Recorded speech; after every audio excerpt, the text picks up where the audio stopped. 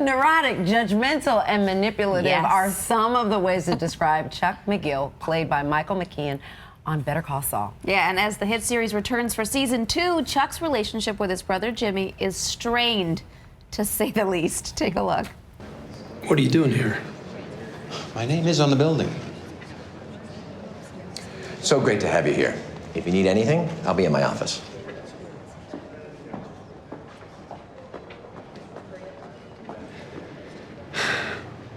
Why are you here? To bear witness. To what? Chuck. Come on, okay, so we didn't see you in the first episode. What do you mean manipulative? Come on. mean? I'm the secret hero You of find this some show. likable It's like the things about Chuck, definition. huh? Well, you have to, I think. Yeah. I don't think any villain, and I'm not even a villain really, but I don't think anyone's interesting if they make a point of how manipulative and awful they are. Yeah. I think that he thinks he's doing the right thing, and by his own lights he is. Well, what can we expect from Chuck this season? He makes his big return tonight. Yeah. I think you probably see a little more of him, maybe a little more than you want to see. And you definitely find out a little backstory that you didn't know before. Yeah.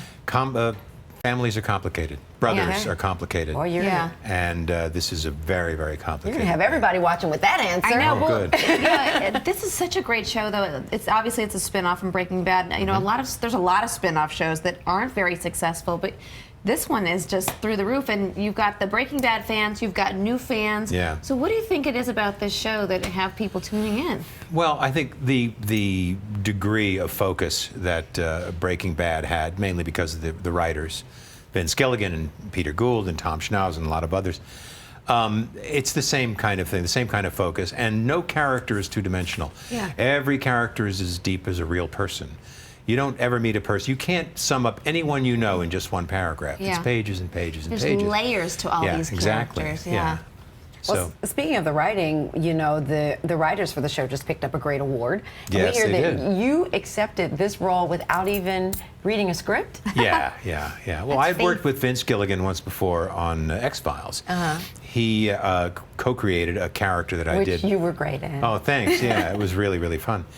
And we got to know each other a little bit. And then every time he had a new project, he would give me a shout and say, "Can you do this?" And I was usually busy. I've been working on the stage in New York and elsewhere a lot in the last 10, 15 years.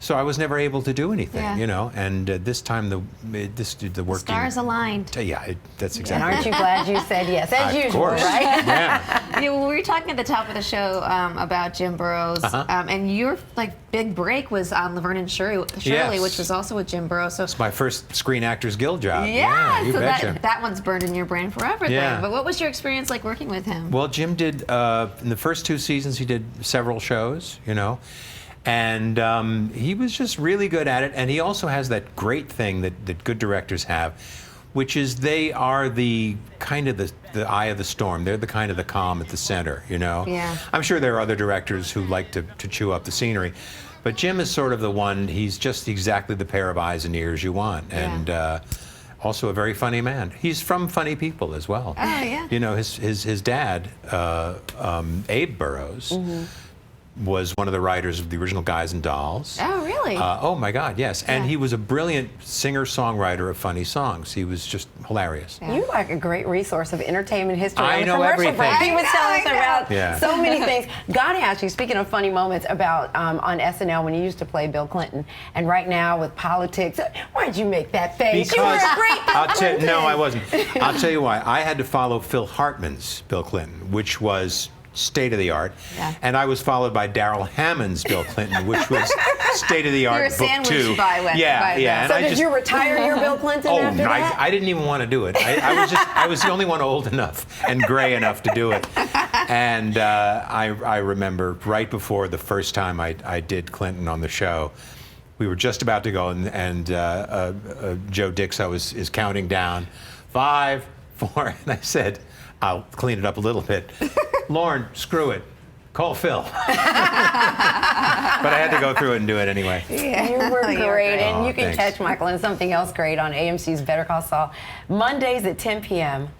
And that's happening tonight. Yes, it is. Thank you for being here. Thank you so On much. On for that. AMC. Yeah. All right.